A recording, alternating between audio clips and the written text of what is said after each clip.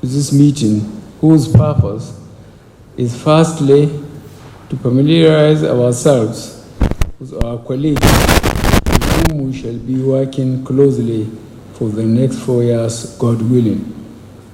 Secondly, to reflect and assess the country's position in 2015 and today.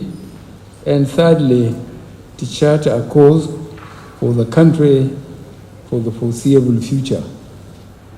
I congratulate all the newcomers who your country has chosen above others to join the first-time ministers whose performance has been outstanding. All of you are appointed to assist and advise the President in running the affairs of our country. At the end of the retreat, it is hoped that all of you will be in tune with the roles and the responsibilities of positions you will occupy in government. Many national issues require unified decisions. It is a great privilege for you to be called upon to serve in these great offices of state, and you must grasp the chance with two hands and put in your best efforts, as Nigeria today needs top managers to handle our numerous challenges. There will be long hours, and you must be prepared to live laborious days if we are to serve our people optimally. Ladies and gentlemen, we are all aware of the looming demographic potential of our country. By average estimates, our population is close to 200 million people today.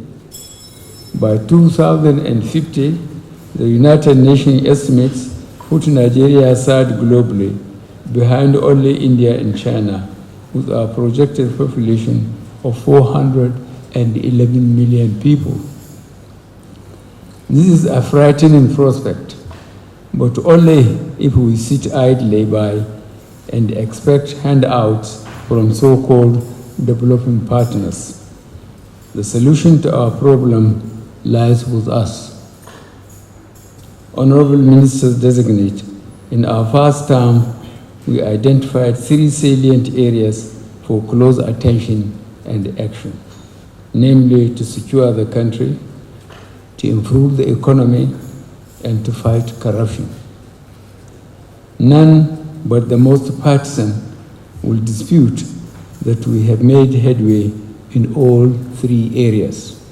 First, we have rolled back the frontiers of terrorism. We are actively addressing other challenges, such as kidnapping, farmer-herder violence, improving the safety of our roads, railways, air traffic, and fire control capabilities.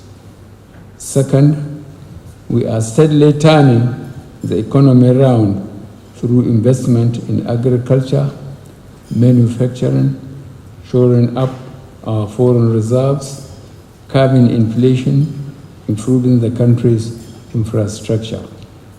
Third, on corruption, we have recovered hundreds of billions of stolen assets and are actively pursuing control measures to tackle leakages in public resources.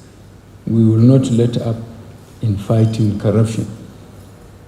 As ministers, I am counting on you, together with advisors and Nigerians willing and able to contribute to build upon our roadmap of policies, programs, and projects that will lift the bulk of our people out of poverty and set them on the road to prosperity.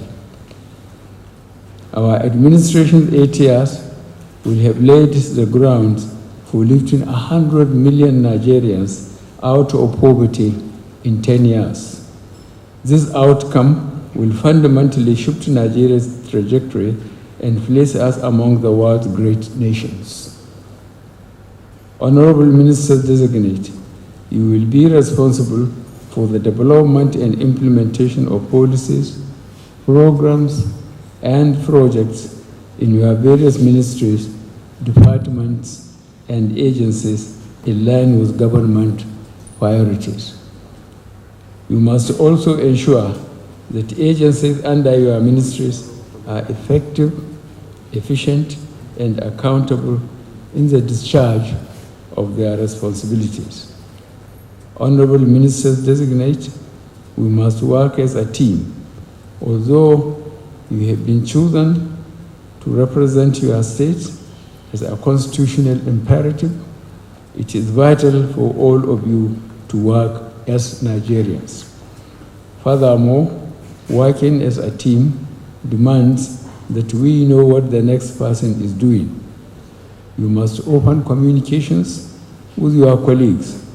Lack of communications lead to lack of cooperation and suboptimal performance. Finally, although this is called a retreat, I would like to think this is a preparation for an advance to the next level.